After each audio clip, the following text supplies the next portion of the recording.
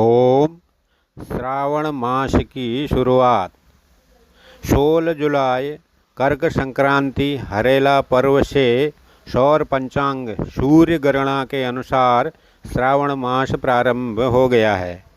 अधिकांश हिस्सों में मैदानी क्षेत्रों में चंद्रमा पर आधारित गणना पूर्णिमांत के अनुसार सावन का महीना 30 जुलाई से शुरू होकर 28 अगस्त रक्षाबंधन के दिन तक चलेगा।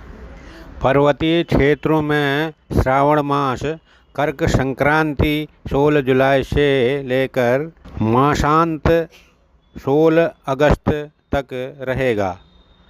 उसके बाद 17 अगस्त से भाद्रपद मास की शुरुआत मानी जाएगी। सावन के महीने में सोमवार का व्रत और रुद्राभिषेक करना अत्यंत लाभकारी होता है। ओम नमः शिवाय।